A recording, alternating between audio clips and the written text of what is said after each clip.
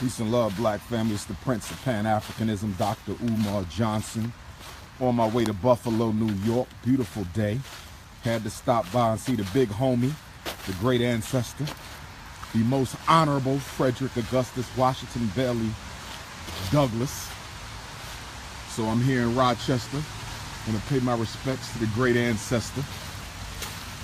Last time I was here was July of 2016 for the Unapologetically African Black College and Consciousness Tour on my way up to Buffalo, where I spoke 2 years ago at the Frank Merriweather Library, sold out, maximum capacity rather. So I'm back, Buffalo. I'm gonna see y'all tomorrow. Doors open up at 2.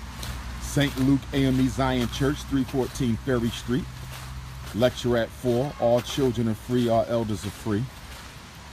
So we are here.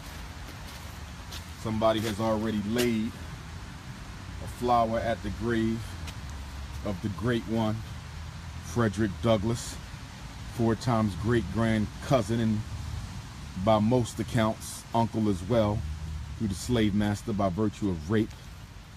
Next, we have the second wife, who was the white wife, who he didn't marry until he was an old man, Helen Pitts. Okay, she gets a whole plaque to herself. But the real first lady of the Frederick Douglass dynasty is right here. This is the real first lady, Queen Mother Anna Murray Douglass, a blue, black, purple woman who Frederick Douglass married, who helped him escape from slavery to freedom. All she gets is a little plaque on the side. As y'all can see, she passed away in 1882. Okay, she died in 1882. Frederick Douglass died in 1895. So he survived her by 13 years. He did not marry Miss Helen Pitts until after Anna Murray had passed away, okay? Which means he married the white woman, all right, when he was less than 13 years away from his own death as an old man. This was the wife of almost 50 years. Anna Murray Douglass was the black woman with the black skin, with the nappy hair, with the big lips and the broad nose and the richly melanated skin. This is the wife, but she don't get a plaque. She don't get a plaque. She gets put on the side of Frederick Douglass's tombstone. I want to show you how disrespectful they are to black women. To black women. This is Frederick Douglass's tombstone, and instead of giving Anna Murray a tombstone of her own, they simply inscribe her name on the side of Frederick's. But the white wife gets a whole plaque engraved to herself. The white wife is next to Frederick Douglass like she was the main wife. Okay? The white wife is next to Frederick Douglass like she the main wife. Take a look at this now. They got the white woman running shotgun. The white woman is riding shotgun, but the real wife of 50 years, from whom all 5 of his children were born, 3 boys, 2 girls, she don't get a tombstone. She don't get treated like the white woman. The white woman get her own tombstone. Anna Murray gets inscribed on the side of Frederick. And guess what? We come on the other side of Frederick, we get the little baby, Annie Douglass, who died when she was young. She don't even get a plaque. So the wife and the daughter don't get a plaque, but the white woman gets a plaque. The only thing they give the wife and the daughter is an inscription on the side of Frederick Douglass's plaque. This is their youngest child, Anna Douglass, who died young. Okay, Annie, named after her mother. Okay, and all she does is gets inscribed on the side of the Douglass plaque. So you have the wife was Anna, and the daughter was Annie. Okay, my little cousin, rest in peace to her. But they don't even get a plaque. They get inscribed on the side of his plaque, but they're all buried here. But the white woman gets treated like the queen. And this is why black men don't need to marry white women. So I want to go ahead, proceed with a little libation to the great ancestor. Okay. Shout out to Cuba. Just came back from Cuba, being initiated to be a Babalawo. Babalawo-Ifatunde is the name, but AKA will always be Prince-Ifatunde. Y'all know how that goes. Ashe. So we're going to pour libation on this day to the late, great, honorable Frederick Augustus Washington Bailey Douglas, Ashe, one of the greatest, if not the greatest leader of our people, Ashe, who ran away, escaped from freedom, and became one of the chief leaders of the Underground Railroad, Ashe, became one of the greatest writers in American history, Ashe, who gave us narrative of the life of Frederick Douglass, the first slave narrative to openly name one's own slave master, which was not even thought of at that time. Whenever slave narratives came out, the slaves never named their masters or themselves so they could conceal their identity due to the passage of the 1850 Fugitive Slave Law. The 1850 Fugitive Slave Law, which allowed slave masters to track their so-called slaves even into free states and free territories. But Frederick Douglass risked it all to name his master, and most likely his father, to prove to the world that he was in fact once enslaved, because they believed that he could not have been a slave given his oratorical skill, given his literary skill, given his intellectual capacities. No one would have believed that Frederick Douglass was indeed a self-taught runaway slave, so he had to teach himself. So he had to name himself and his master Ashe, which led to him ultimately having to run away to England.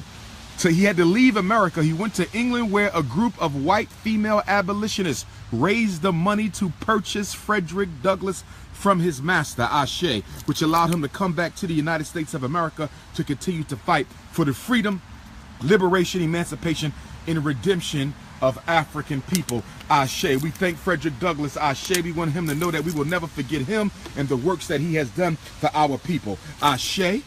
Okay, we also want to pour libation to the wife, to the queen, the wife, the auntie-in-law, Anna Murray Douglass, the queen who helped him escape from slavery to freedom. Without her, Frederick would have never been free. She was the one who sold the sailor's outfit that Frederick used. She was the one who got the false papers that was used to insinuate that Frederick was a free black.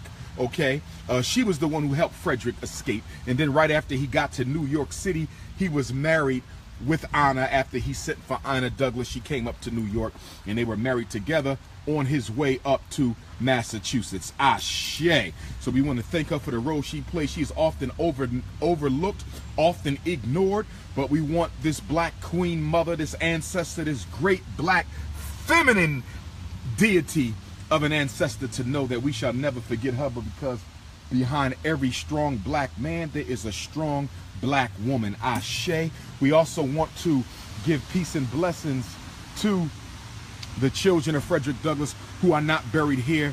Lewis Henry Douglass, Charles Douglass, both of which who fought and were veterans of the Massachusetts 54th Colored Regiment out of Boston, Massachusetts. The movie Glory was created in 1988, 1989 to depict the struggles and experiences of the Massachusetts 54th Colored Regiment, to which my two cousins, the sons of Frederick Douglass, Lewis and Charles, participated. Ashe. Also to their daughter Rosetta, who had a big problem with the fact that her father was marrying a white woman. Rosetta Douglass was very upset with the great cousin, Uncle Frederick Douglass, for marrying a white woman. So we want to give Ashe to Rosetta as well. And of course to young Annie Douglass, who died very young, the little cousin and the youngest of the bunch. We want to say Ashe to her as well.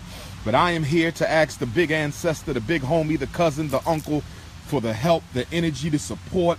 Talk to me, come to my dreams, lead me, give me insight, give me wisdom. Help me deal with the supporters, help me deal with the haters. Help me as I navigate the terrain of the brothers and the sisters to see the true from the false, the real from the fake, the angelic from the devilish. Just help me in the works that I do, Frederick Douglass. I'm trying to finish the work that you started. Give me the strength. Give me the energy. You died with your boots on. I'm going to die with my boots on. The struggle is never over until we are actually a free people.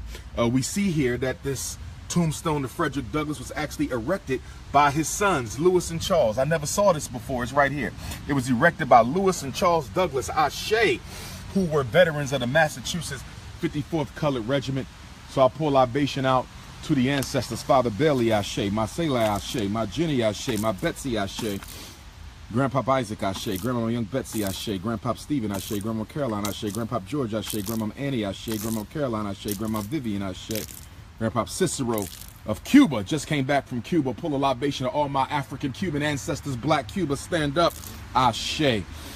Grandpop James Johnson, Ashe. Uncle Clifford, Ashe. Cousin Shanika, Ashe. Grandma Gertrude, Ashe. Grandpop Charlie, Ashe. Grandma Curly, Ashe.